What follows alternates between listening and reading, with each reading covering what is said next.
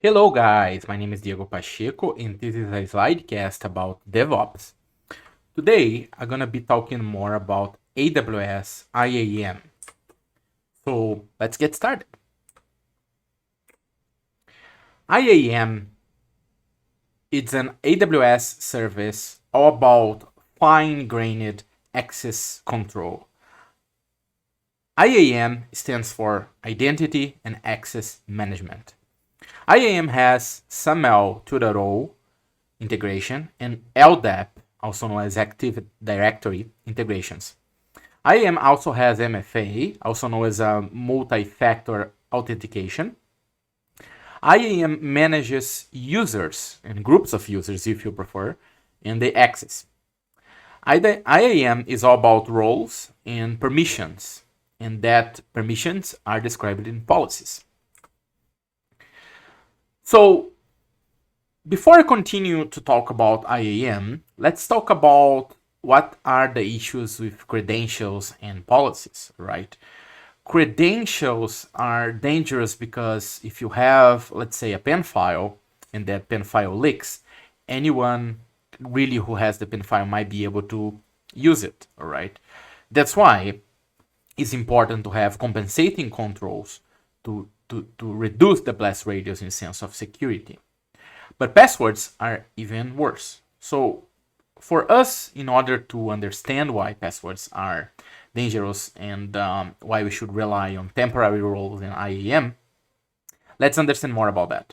So first we need to understand a bit more what's entropy. And I don't want to talk much about thermodynamics, but entropy, you could see it as something like that is a degree. So you either have something which is order or disorder, or you might see it a level of chaos or uniqueness or diversity. As more disorder or chaotic it looks like, the better in sense of security, because that means you don't have an easy pattern to reproduce. And in cryptography, in encryption, in security in general, you need high entropy. And in passwords, you need to have a high entropy as well, because even if you do not store the password, let's say you have a hash, you apply a hash function, which hash functions are one-way functions where there's no trapdoor. You cannot, from a hash, get back the value which you hashed, right? But attackers, they do things called rainbow table attack, where they pretty much hash it a bunch of values and then they compare the hashes. So it's just a matter of time, if you have a weak entropy or low entropy, right, in order to the attacker to crack it down. And in password, unfortunately, it could be lots of repetition, like people could put their names or short passwords or repeat several common letters or stuff like that. And to fix this problem, one of the fix is rotation. You need to rotate passwords often. And in general, it's best to avoid passwords and credentials, especially if you have machine-to-machine communications. Yes, in software it's possible to have passwords for APIs and for services, but we need to avoid that and go all in with roles in IAM. So really, if you need to have that, it's better to make it temporary.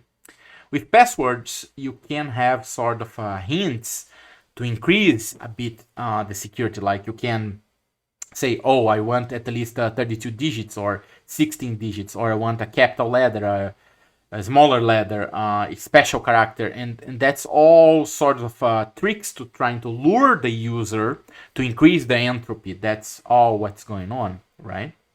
But if you have good compensations controls and temporary roles, and they are very fine-grained, you really don't need passwords at all, and you're going to be much better off. Now, let's understand some of the IAM elements, right? So basically, you're going to have IAM users, and you can have IAM groups. You can have IAM roles, which could be attached to users or to groups. And we're going to have policies. And the policies are the heart of everything, which can be very powerful, but sometimes pretty complex. So let's start easily first. So an IAM role, you're gonna have a trust and a permission. So imagine that the role is this this green cap here, and the role says it can create a EC2 instance, for instance. So the trust is who can assume this role. Um, Speaking like in metaphors, it's like who can wear that cap.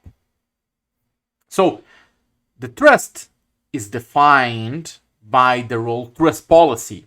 So you have policy for the trust, and you have the policies of the role, right, defined by IAM permission policies.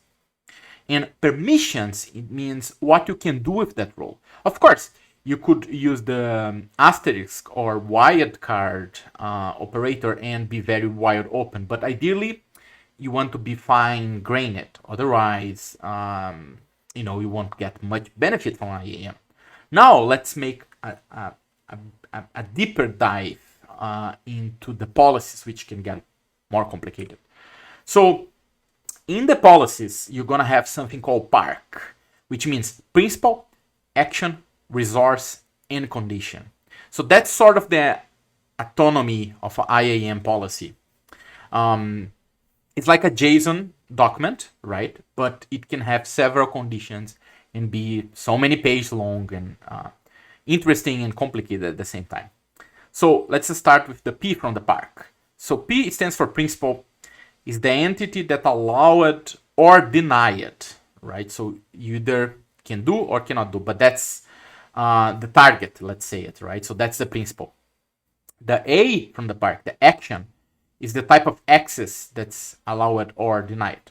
So for instance, you want to get an object from S3, you want to create a EC2 instance, you want to create a bucket from S3, you want to deploy a Lambda, and so on. So AWS has many actions that are allowed. You could type there asterisk, which is not a good idea at all, right? Going back to the principle, if you look at the example there, we are narrowing down to an ARM, which is a way in AWS to point to a specific resource given an account. Then the next element is resource, which is the Amazon resource itself. Mainly here, we are speaking about services. All right, so is that a SQS object, SNS, or is a Lambda, or is a AKS cluster, or a EC2 machine? So that's the resource. And again, we can use the ARM policy. Here, we are pointing to a queue in SQS running on the region US West 2. And finally, the last letter for the PARC is C, stands for condition. And conditions are defined under access is valid, right? So here is where it can get very complicated because you can have multiple conditions, and there is almost like a language here, like a DSL, where you can do conditionals, you can do branchings, you can do all sorts of things. In this case here, we are doing string equals if exist.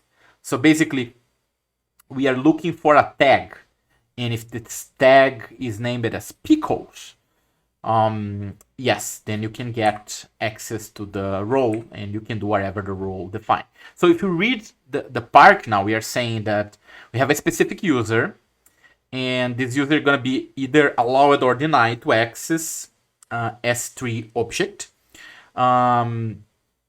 And also the resource is a queue. So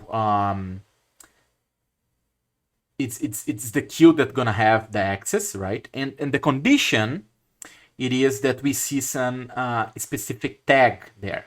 Of course, what people do is they put lots of rules, lots of IAM policies, and they work together. That's also when you have this compound effect that's very powerful and complicated. Like for instance, you might add, very likely you're gonna do this, a policy that do not allow you to self-tag.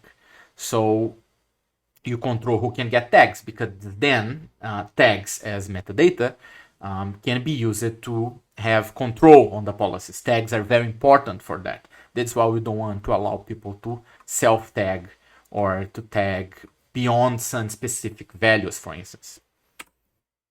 Here is some examples of more advanced IAM policies. So here we're trying to restrict an S3 bucket access from a VPC endpoint.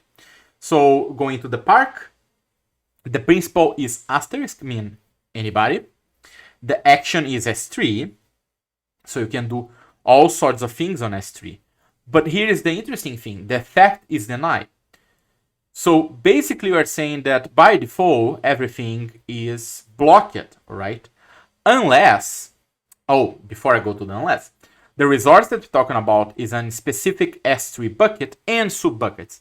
And the reason why it's sub-buckets is because there's two arms. And the first arm is to the bucket itself, and the second arm is a slash asterisk, meaning all sub-buckets from that example bucket. And the condition is string not equals. So meaning, if you came from this VPC, this specific VPC ID, you are good to go. Otherwise, you are completely blocked. You cannot access S3.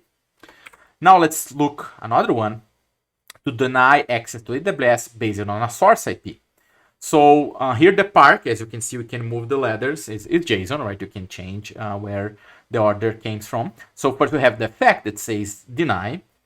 Then we have the action, which is asterisk, the result with asterisk, and the condition is to not IP address. And basically what we're saying here is the opposite, right? So if you are one of these IP addresses, you are good to go. Otherwise, you are blocked, right? So these roles, these policies, they take some time to read. You might want to look some more examples, and then you're gonna get more used to it. And also, here we always see one condition, but there's an array here. We can put way more conditions here. Let's look another one. Here is in S3 to only allow access from specific user's role, right? So the effect is denied, not principal is assume role, this role cross account with only role and root. And the action for S3 is for these resources, all right? So the resources is the bucket account audit and also buckets on the account audit bucket. And the action is all S3 actions possible, get object, create bucket, delete bucket, etc. And we're saying we want to deny, but not in principle, meaning we're gonna deny every other principle but these three. These three we will not be denied at all. They will not be denied. So you need to carefully analyze all the park statements, and especially sometimes if you're doing principal or not principal, because sometimes they operate on the opposite way. Like in this case, if you are these three roles, you're good to go. Like root, of course, you can do anything. Otherwise, you are blocked, right? So this is how it works. And that's it for today. I hope you guys like it. See you next time. Take care. Cheers.